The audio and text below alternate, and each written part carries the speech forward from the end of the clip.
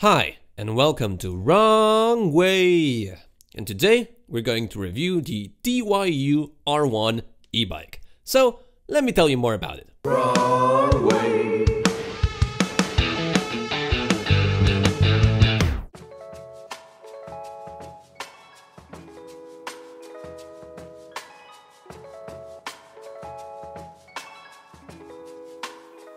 First up, big thanks to DYU eBike themselves for sending me this e-bike for testing purposes and also for me to keep.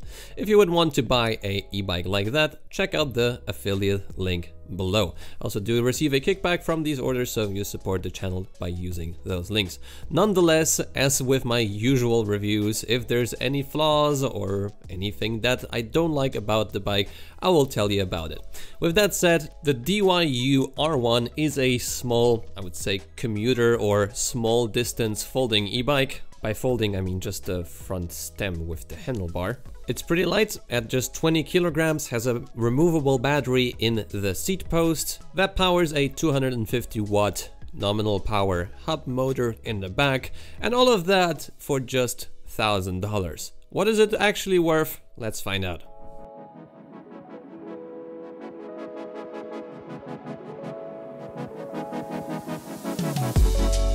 So just like with all of my other reviews, I will focus on 6 categories, and those are safety, durability and build quality, ride, performance, features, and in the end we'll conclude it all. I'll try to make the info as condensed as possible, so let's start with safety. If you're one of the people that is concerned about riding in rain, well, you don't really have to be with the DYU R1. It has a IP54 rating, which means it's splash resistant, and I could see several rubber seals close to the frame where the wires go into the bike, along with nice connectors. And yeah, I mean, I wouldn't leave this bike outside all the time. I would rather leave it in a garage if possible, but when riding in rain you shouldn't have any issues whatsoever. In terms of electrical safety, I could see in the instruction manual that there are several fuses in this e-bike, ranging from battery to controller and connections in between, so that should be fine. The bike also doesn't have any regen, so this is also good for the longevity of the battery pack. But don't expect anything fancy in the battery management system department, because this is very much a passive BMS, so the cells will be balancing when they reach a full charge. And when you charge this bike to a full battery, it's best to go out for a ride right after that. Naturally, the brakes also cut off the power of the motor, as it should be. So now let's move on to durability. And first up, this e-bike has a very small battery at 180 watt hours. What that means is that a full cycle of those battery cells will be a lot less range than in bikes with a bigger battery. So with around 500 cycles, which is pretty much the minimum for a lifespan of those batteries, you'll have just 10,000 kilometers before the range or the longevity of the batteries degrades to, I don't know, 80 or 90%. I like bigger batteries a lot more, but hey, that's what we get here, that's why it's light. The aluminium frame is pretty solid, and I didn't hear any creaks or rattles, and the max load is around 150 kilograms. So you can be a heavier rider and also put some additional luggage on the rack, which is in the back. I also like the solid battery housing, it seems pretty robust. But the key mechanism for opening up the clamp of the seat posts, which I'm going to talk about later, just seems a bit too finicky, and I have sometimes trouble to get the key in or out. In general, the quality and durability of the components here is about what you'd expect for this price point, maybe actually even a bit better. The seat is, well, it's okay, it's not super comfortable, but it's not uncomfortable. The grips could use some improvement, they definitely feel cheap, but the brakes are pretty nice and they bring you to a stop rather quickly, although those are still mechanical brakes, and I really like the kickstand, it seems solid. But I'll touch more about the features in the features department of the bike. Now let's talk about the ride.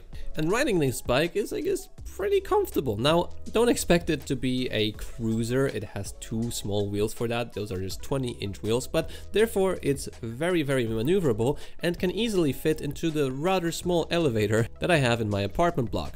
I do like the tire tread a lot, but what I don't like is that the front forks are bottoming out at pretty much any occasion. So they're really soft for small bumps. I guess they do something, but I guess they also provide this bike with a bit of a rattly feeling on your handlebars. And this is even more accentuated by the long stem there, which tends to rattle a bit if you don't hold on to it with both hands. I guess maybe that could be somehow improved, but the nature of those folding bikes is sadly that the stem is a bit longer and the position on the bike is not maybe as comfortable as, for example, a Dutch style e-bike, but I guess that's what we get here. I just wanted to inform you about it.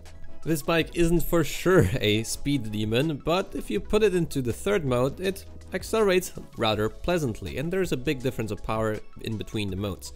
But maybe before that, a big selling point of this e-bike is the torque sensor. So if you don't know what a torque sensor is, essentially the pedals are sensing how much force you are applying to the crankshaft, and therefore the motor will spin more powerfully or less powerfully.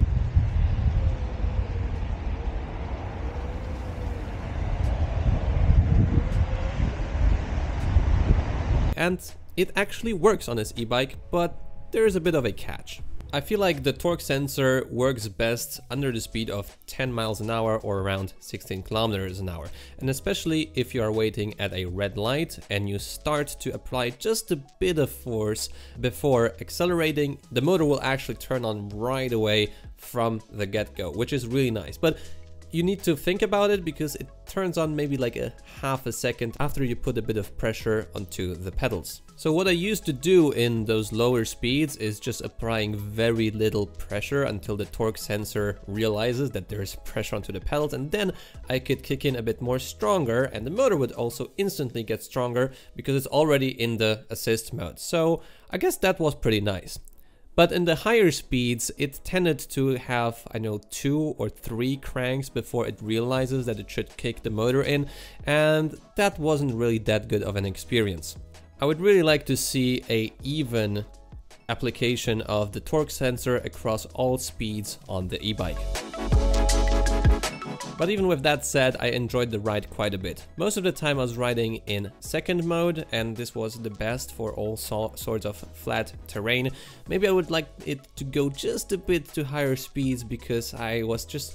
Maybe my legs are not too strong yet, but I was a bit exhausted when trying to go over 12 or 13 miles an hour at a constant speed. But the third mode is, on the other hand, already too strong usually, and I used to use it just if I was going uphill, because then the second mode is totally not enough, or when trying to accelerate off of a stoplight. The buttons are luckily placed close to your thumb, so it's really easy to toggle in between them. But maybe for a future version it would be nice to have 5 modes to toggle your favorite preset even more accurately. This bike is also just single speed, so it will be a bit more difficult to accelerate from 0, but at the same time, at 25 kilometers an hour, I feel like I need to pedal just a bit too quickly to make it comfortable. The ideal speed here is anywhere between 12 and 13 miles an hour. I use miles an hour because that was the only available option on the display of this bike. So now that you know how it's like to ride the DYU R1, let's talk about performance. And coming from very powerful devices, yes, this is slow and it might be underwhelming, but at the same time, I think it's pretty okay for most cases. In terms of inclines, I guess up to 5 degree steepness, so what you mostly see in cities, it's fine when you put it into third mode, and the braking and acceleration is rather decent. I wasn't really satisfied with the range test, but it is around 0 degrees Celsius now outside, so I guess the range will be better in the summer, maybe around 25 or 30 kilometers, but here it was around 20 kilometers of usable range, so when the pedal assist was actually giving you pedal assist, and it also goes down. If you're already ridden like 15 kilometers, it will be less pedal assist than at the beginning, but at 23 kilometers it was like pretty much dead, which is not a big range. As said, this bike is only for short distances, and when also tackling inclines, the battery indicator was also going from full to 0 and in anywhere in between. This is because, as said before, this bike has a small battery and therefore it has big battery sags. Right, let's talk features now. First up, we have a bell, which is really useful. There's lighting in the front, And actually I think that the stock lighting of the bike is pretty much enough to go anywhere with this bike in the night. It is a bit blinding in the front, but I think it's also not too bad. The lighting in the back is very classy. I love how the lights just come out of the frame, although it could be a bit higher up to let other people know, for example, if there's an incline, that there is a bike. But there's also a reflector a bit higher up. The taillights also have a flashing brake light. I like the display a lot, which is really well visible, and you can also adjust its brightness. One thing that I would really like to see in this display is a setting where you could set it up to kilometers an hour. The plus and minus buttons for the mode are really easy to press. However, the button for turning on or off the bike and the lights could be a bit easier accessible. Sometimes I had a bit of a problem with gloves to turn the bike on or turn on the lighting. And if you're a fan of that, in the front we also do have a quick release hub for the front wheel. And the cool thing about the battery seat post combo is that there is a scale on the back, so we can always tell very quickly where to set up the seat once you remove the battery for charging. Well, if you need to remove it for charging anyways. So let's conclude it all. And I think that this e-bike is well worth the price tag if it would accomplish the tasks that you are looking for. It's a light, commuter-friendly bike that doesn't take up a lot of space. It doesn't have the most range, definitely, and the forks could use some improvement, but for getting to and from work, not really much in between, because it won't have range for that. And having a removable battery in the seat post, which also has like an indicator so you know what height you can set up again, I think it's actually pretty good. Now, I wouldn't put it above any electric unicycle, but probably you know that. But I guess the DYU R1 gets my seal of approval. So if you're still here, leave a like on the video, subscribe to see more content like this. I'll see you in the next video. See you soon.